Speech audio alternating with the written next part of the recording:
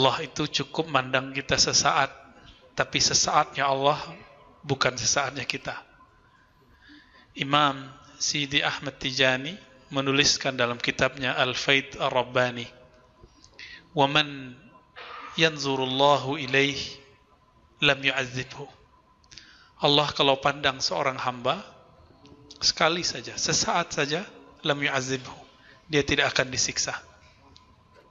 Itu sebabnya hadis-hadis yang melarang sombong, hadis-hadis yang melarang kita melakukan sesuatu lalu disebutkan Allah tidak pandang si fulan, Allah tidak pandang orang yang melakukan ini, tidak dipandang, itu artinya pasti disiksa. Jadi seumur-umur kita ibadah sekali saja dipandang Allah, itu udah cukup, Pak. Cuma kita kan nggak tahu, Pak, kapan dipandangnya. Kecuali Bapak ahli qalbu, ahli ruh, tahu saat dipandang oleh Allah Subhanahu wa ta'ala. Malam ini kajian yang membuat saya dihujat, Pak, banyak. Serius, saya sering dikirimin message oleh orang mengancam saya dengan neraka. Parah ente gitu ya. Ya, lebih ngerti neraka dia apa kita ya? Kita juga nggak merasa lebih mengerti sih. Yang lucunya itu orang-orang awam, nggak pernah nyantri, nggak pernah ngaji hadis, Sahih Bukhari, Sahih Muslim dengan detail, ngaji akidah dengan detail, itu berani ngancam ustadz. Nah, ini yang kemudian jadi PR kita nih, ya. Sebelumnya mari kita baca surah Al-Fatihah, kita kirimkan untuk Nabi Muhammad SAW. Untuk pengarang kitab ini Syekh Ali Jum'ah, imam kita Ahlus Sunnah Abu Al-Hasan Al-Ash'ari, Abu Mansur Al-Maturidi, Abu Ja'far At-Tahawi, dan kepada imam akhir zaman. Begitu juga Sayyidina Balya ibn Mulkan Al-Khidir alaihissalam. Lahumul Fatihah. A'udzu billahi minasyaitonir rajim. Bismillah. Alhamdulillah. Ya na'budu wa iyyaka nasta'in. Shiratal ladzina an'amta 'alaihim waladhdallin. Amin. Kita masuk ke bab yang ketiga di buku terjemahan halaman 49 ya. Di buku aslinya nggak nyampe halaman segini. Salah satu karakter dari ajaran salafi adalah mengingkari taklid. Mengingkari taklid. Nah, sekarang kita definisikan dulu apa itu taklid. Apakah sama taklid yang kita fahami, yang ulama kita fahami dengan taklid? Kalau dulu kan debatnya NU Muhammadiyah, sekarang udah nggak masuk ya. Ya, udah nggak ada orang NU Muhammadiyah udah nggak debat begini, Pak. NU Muhammadiyah sudah lewat perdebatan ini. NU sudah buat rumah sakit hari ini. NU sudah buat university hari ini. Seperti Muhammadiyah udah lebih dulu buat rumah sakit. Ya, saya lama ngajar di rumah sakit Islam, bertahun-tahun kita, sampai kemudian ya udah nggak bisa lagi ya, bentrok dengan jauh dari kampus. Begitu juga NU Muhammadiyah udah nggak repot-repot ngomongin ini mazhab apa nih, udah nggak repot lagi, karena mereka sudah punya lembaga namanya Bahsul Masail di NU, lembaga tarjih di Muhammadiyah. Udah nggak ada urusan, udah selesai. Tapi sekarang muncul lagi nih, perdebatannya mirip kayak tahun 70-an, 80-an, 90-an. Nah, bapak-bapak tahulah ya. Persis mirip lagi, cuma bedanya kalau dulu Kiai NU, Ustaz Muhammadiyah, sekarang yang ngaku ahlu sunnah dengan yang ahlu sunnah beneran gitu. Dulu mereka jelas organisasinya, sekarang enggak. Nama ahlu sunnah mereka ambil, lalu mengatakan inilah ahlu sunnah. Itulah sebabnya banyak kawan-kawan kita yang baru hijrah itu nyerempet ke sana, Pak, karena namanya membingungkan. Ini salah satu cara dakwah mereka ya. Apa taklid versi mereka? Taklid versi mereka mengikuti tanpa pengetahuan. Mereka sebut taklid buta kepada seorang imam. Nah, itu sederhana, itu definisinya. Mengikuti seorang imam atau ajaran-ajarannya dengan taklid buta. Jadi taklid itu diulang-ulang lagi. Secara bahasa Arab, taklid itu dari qallada yuqallidu taqlidan. Apa artinya? Mengikat. Jadi kalau saya mengikat sesuatu supaya dia ngikut saya atau saya terbawa olehnya, maka saya ikat badan saya ke sesuatu, lalu terikat. Kemana dia pergi, saya ke bawah. Namanya taklid. Ya, qallada yuqallidu taqlidan. Lalu dibedakanlah, persis seperti perdebatan ilmu Muhammadiyah dulu. Kami tidak taklid, kami ittiba. Ittiba siapa? Ittiba Allah dan Rasulullah dan salafus soleh. Begitu. Ketika kita kejar apa makna ittiba, oh ternyata tahu dalil ini HR Bukhari, hadis riwayat Bukhari. Itu yang disebut ittiba versi Salafi atau Muhammadiyah dulu waktu masih debat sama NU. Sekarang udah nggak begitu lagi ya. Tapi ini muncul lagi nih. Cukup tahu ini hadis riwayat Bukhari, Muslim, atau ini ayat berapa, itu sudah disebut naik dari taklid ke ittiba. Menurut siapa? Salafi. Makanya mereka nggak mau tahu, yang penting search aja, ambil dari website mana, share. Bagi mereka begitu sudah disebut ittiba, benar nggak? Ya, antum yang berhadapan terus di grup ya kan? Jadi nge-share, nanti ada dalam kurungnya, ini kitab Syanu, ini perkataan Syekh Isul Islam Ibnu Taimiyah, ini hadis riwayat fulan. Mengetahui dalam kurung itu apa, riwayat siapa, itu sudah disebut ittiba versi Salafi. Kalau bagi kita yang bermazhab, mazhab kita apa Pak, masih ingat? Masa nggak ingat ya? Beneran nih mazhab Syafi'i? Serius? Itulah enaknya Indonesia. Kalau di Arab sana, satu kota, satu desa, itu sudah banyak mazhab Pak. Jadi beda desa udah beda mazhab. Orang kita ini kan patuh-patuh sama kiainya. Ya, santai aja, mazhab selesai. Mau diganti sekarang nih, mau ditukar. Sebenarnya nggak masalah sih, cuma caranya nggak fair. Dia mau menawarkan satu mazhab baru, nggak apa-apa, tapi jangan batalkan mazhab orang. Ya, dia ingin menawarkan ittiba, nggak usah jelekin taklid. Sebenarnya nggak ada masalah. Masalahnya mereka mulai mencela taklid, mencela bermazhab. Itu aja sih masalahnya. Nah, maka Syekh Ali Jum'ah mengatakan salah satu ciri khusus yang mencolok dari Salafi ekstrim, berarti nggak semua Salafi. Salafi yang ekstrim, suka mencela, mengingkari siapa saja yang bertaklid. Nah, ini kata ini nih yang kemudian diurai oleh beliau. Lalu taklid menurut kita apa? Taklid menurut kita itu mengikuti seorang imam mazhab tanpa mengetahui dalilnya atau cara mengurai dalilnya. Nah, maka taklid terbagi dua bagi kita. Ada dua tingkatan. Tingkatan paling bawah, paling rendah. Taklid kita nggak tahu. Yang penting Imam Syafi'i, udah. Yang penting Imam Ahmad bin Hambal, udah. Gitu. Kenapa? Saya percaya Imam Syafi'i, Imam Ahmad bin Hambal, Imam Malik, Imam Abu Hanifah, imam yang ahli kitab, ahli Quran dan ahli sunnah. Apapun yang dia lakukan dalam masalah agama pasti berdasarkan Al-Quran dan Sunnah. Maka saya percaya, udah selesai. Nah, ini namanya taklid versi taklid tam, taklid yang sempurna, total. Lalu ada taklid yang cuma taklid manhaji. Taklid apa istilahnya? Manhaji, hanya secara manhaj. Contohnya, alhamdulillah hampir semua amal dalam rukun Islam yang 5 itu saya hafal Pak dalilnya, mulai dari syahadat sampai haji. Bisa dibacain satu-satu kalau mau. Ya, kita hafal Pak, alhamdulillah dalilnya. Tapi ketika saya membaca kitab kita tercengang. Canggih sekali cara berpikir Imam Syafi'i, menggabungkan riwayat yang kadang berbeda, Yang kita nggak kebayang bagaimana dia kok bisa berpikir menggabungkan ini, lalu muncullah satu pemahaman. Pemahaman itu nggak keluar dari ayat, nggak keluar dari hadis. Sayangnya kitab Al-Um itu belum diterjemah, Pak. Ya. Malaysia ya, aduh repot, Pak.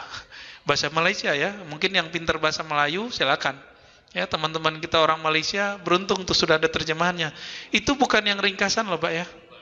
Yang berjilid-jilid. Semoga nanti teman-teman kita yang ahli terjemah, yang ahli sunnah mau menerjemah. Amin. Ya, nanti Bapak tinggal baca itu kitab. Ya, canggih luar biasa. Nah, ini saya insya Allah nih Januari awal ini sudah selesai nulis sifat salat Nabi, tapi masih bahasa Arab.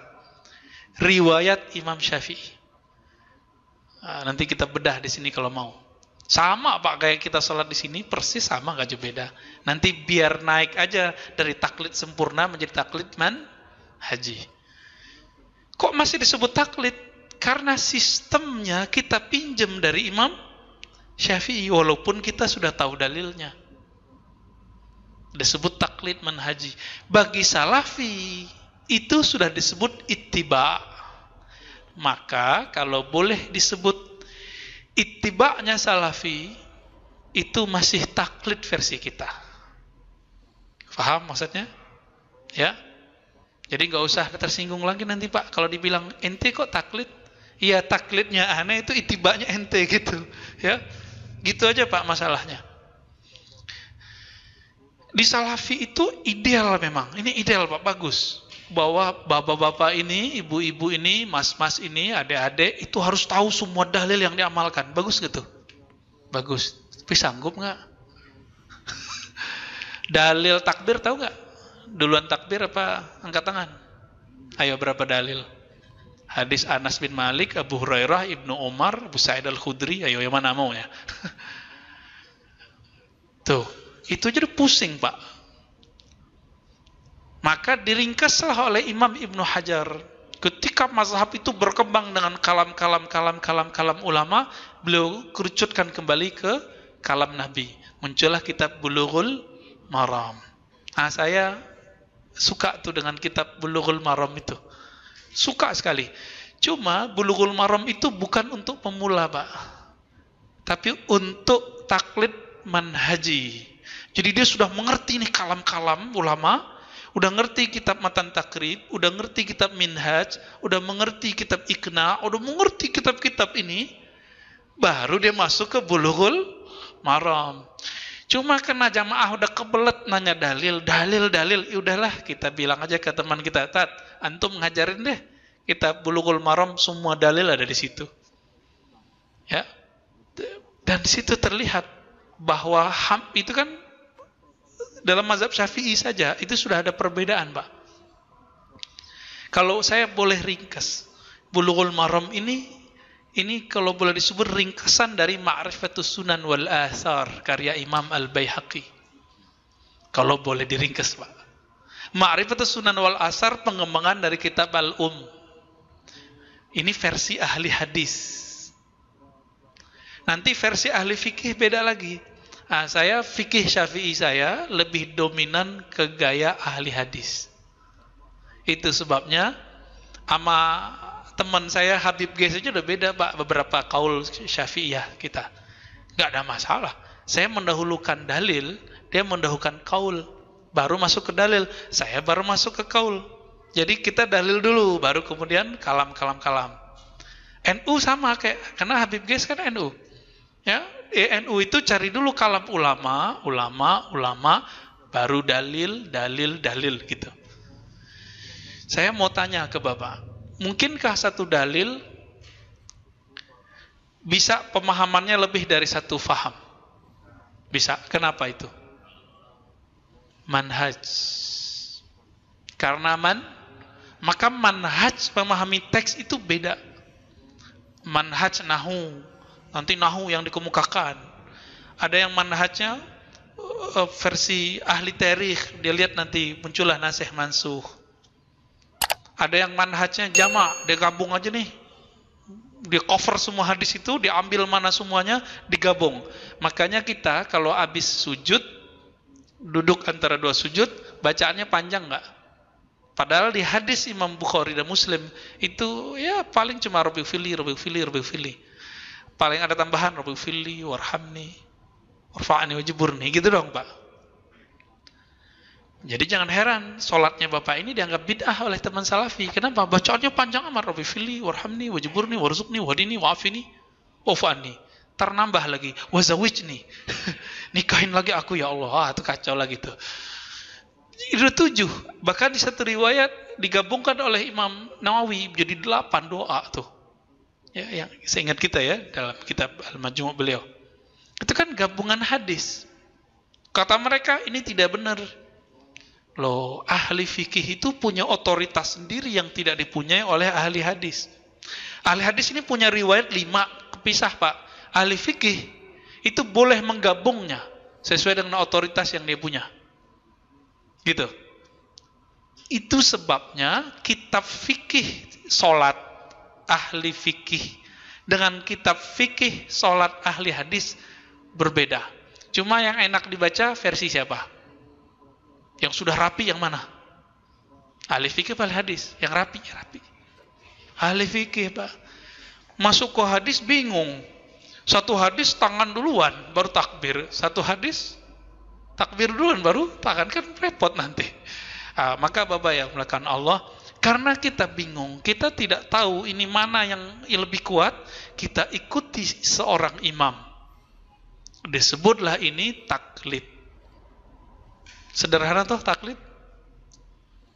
Berarti taklid itu mengikuti agama buatan imam atau mengikuti metode imam memahami satu dalil. Mengikuti imam dalam memahami satu dalil. Karena saya Bapak Ibu ini misalnya nih di zaman ini nggak apal dalil, yaudah deh percaya aja deh sama imam ini. Ini taklidnya sempurna. Tapi kalau Bapak sekolah nyantri, nanti naik tuh levelnya ke taklid manhaji.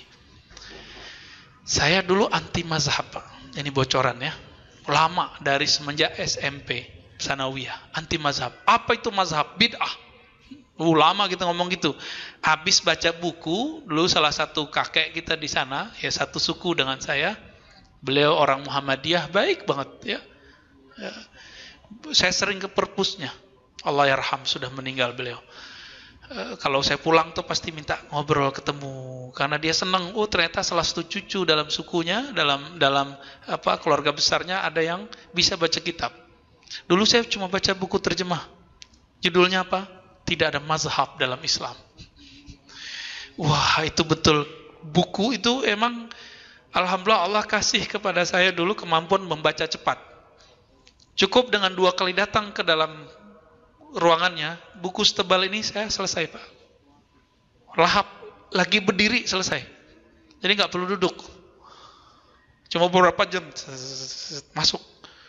Masuknya itu nggak tanggung-tanggung. Semua yang ada di dalam itu saya telan. Sampai kemudian 2006 atau 2005 ya, saya ketemu dengan Syekhuna Syekh Hasan itu. 2006 lebih pas, pertengahan tahun. Bareng dengan Ustaz Rusdi. Ya, bedanya saya kuliahnya lanjut, dia sibuk ngurusin pesantren ya. Apa kata beliau? Beliau ini hafal kitab Muwatta.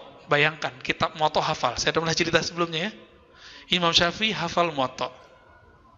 Apa kata beliau? Maziltu muqallidan hatta 'ala al-Bukhari fi tashihihi. Aku ini masih taklid kepada, bahkan kepada Imam Bukhari, bukan hanya ke Syafi'i, bahkan ke Bukhari aja aku taklid. Lebih tinggi mana derajat keilmuan Imam Bukhari apa Syafi'i? Jujulah Syafi'i. Karena Imam Bukhari berguru ke murid-murid Imam Syafi'i. Apa kata beliau? Aku ikut Imam Bukhari dalam mensahihkan hadis yang ada dalam Sahih Bukhari. Saya belum mudeng ini maksudnya apa ini? Kan udah sahih, apalagi yang ditaklidkan. Ternyata beliau bilang ini, kamu tahu nggak?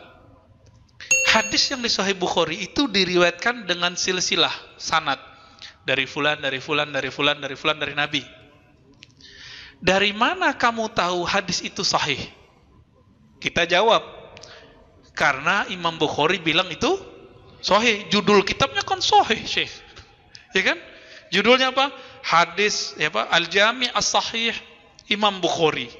Judulnya sahih, Kiai. Judulnya sahih, Syekh. Begitu. Ya beliau tersenyum lah. Ente tahu nggak cara Imam Bukhari dalam menentukan sahih satu hadis? Wah, mulai Pak.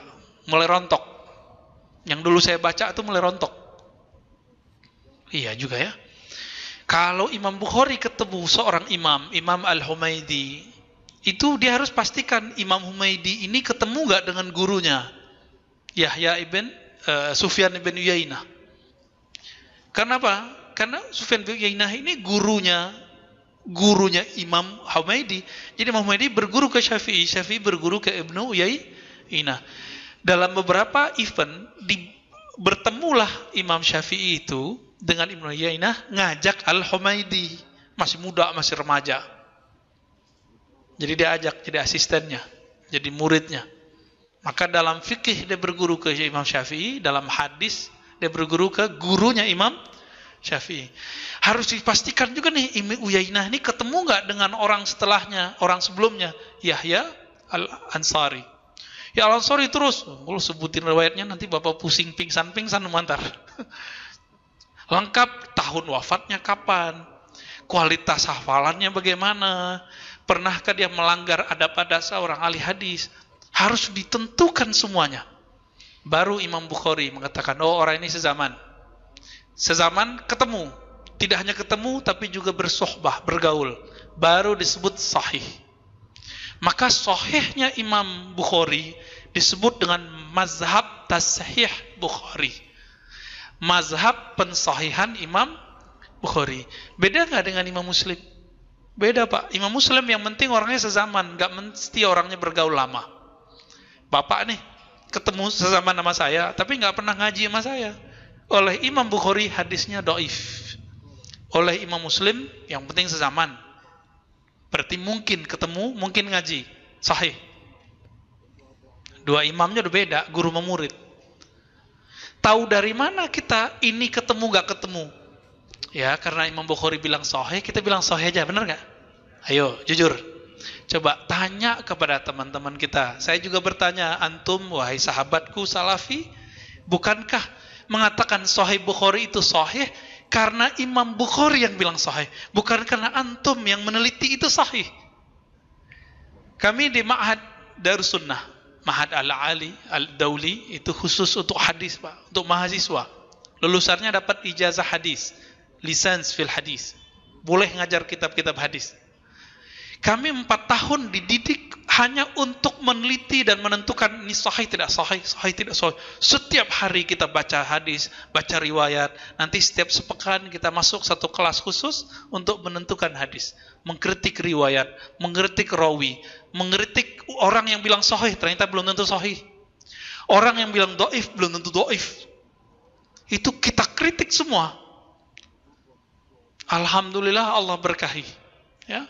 Bertahun-tahun kita kemudian bergumul dengan itu, ya ada kejenuhan juga Pak. Kan itu ilmu alat, ilmu hadis itu ilmu alat, bukan ilmu maksud. Dia cuma perangkat, bukan tujuan. Yang tujuan itu ilmu fikih, ilmu akidah, ilmu tasawuf. Itu ilmu tujuan tuh. Nah, perangkat ini dibutuhkan untuk ulama. Yang bukan ulama, kalau ubaru nggak usah. Antum ubaru kan? Taib. Jadi kita taklid nggak kepada Imam Bukhari dalam menentukan Sahih Bukhari? Hatta Syekh bin Baz, hatta Syekh Utsaimin, Salafi, itu taklid kepada Imam Bukhari. Inilah makna Imam Syafi'i ngomong, idza sahhal hadis fahuwa mazhabi. Jika hadisnya sahih, itu mazhabku. Sahih menurut siapa? Menurut Imam Syafi'i. Ternyata Imam Syafi'i punya kriteria sahih sendiri. Semua yang ada dalam kitabnya, dalam itu menurut beliau sahih. Menurut beliau, karena itu mazhabnya. Tidak mungkin Imam Syafi'i memasukkan hadis yang menurut beliau tidak sahih. Sahih itu ada ragamnya Pak, nggak mesti nyambung. Ada yang terputus, mursal namanya, tapi diperkuat oleh mursal yang kedua. Ribet tuh masuknya. Jadi seorang ahli fikih, ahli hadis, ketika digabung, nah itulah Imam Syafi'i orangnya. Ya, kita kan fikih dikit, hadis dikit. Ya. Nah, khususnya saya, Allah lebih lama taruh saya di hadis Pak. Maka untuk fikih saya tidak begitu mendalami. Karena fikih saya udah saya ceritain tadi, fikih ahli hadis. Jadi kadang-kadang sering tabrakan juga sama teman-teman NU ya. Dalam masalah furu nggak ada masalah sih. Kadang-kadang tabrakan juga dengan Muhammadiyah ya nggak ada masalah. Itu masalah furu, beda-beda tipis. Kita saling-saling maklum aja. Saya juga kadang beda sama Habib Gis, beda sama Ustaz Rusdi. Nggak ada masalah. Bahkan saya beda juga dengan guru saya. Boleh nggak? Ya boleh. Imam Syafi'i beda sama gurunya kok. Yang penting tahu posisinya, di mana dia boleh berbeda. Berbedanya bukan menghina. Ini kalau menghina hilang keberkahannya. Ya, saya tidak pernah tuh dapat kitab kalam Imam Syafi'i meremehkan Imam Malik, nggak ada. Nggak ada satupun, Pak. Maka Allah berkahi mazhab Imam Syafi'i sampai hari ini. Apakah kebayang Imam Syafi'i? Mazhab Syafi'i dipakai di Masjid Al-Isra, Jalan Winong, ya bener ya? Nggak kebayang sama Imam Syafi'i. Kenapa? Karena beliau tulus mengembangkan mazhab, bukan karena pengen terkenal. Ya, beliau tulus saja. Ya Allah, ini hadiahku untuk umat. Maka umurnya pendek kan? 150 lahir, 204 wafat. Umurnya berapa berarti? 54. 54 sudah wafat. Tapi umur ilmunya sampai hari ini kita sudah dapat. Beliau nulis buku umur 25-an, Pak. 25, 30 udah nulis buku. Jomblo-jomblo. Jadi jomblo yang produktif lah ya. Apalagi bapak-bapak yang sudah mateng ini. Mateng ubannya, Pak.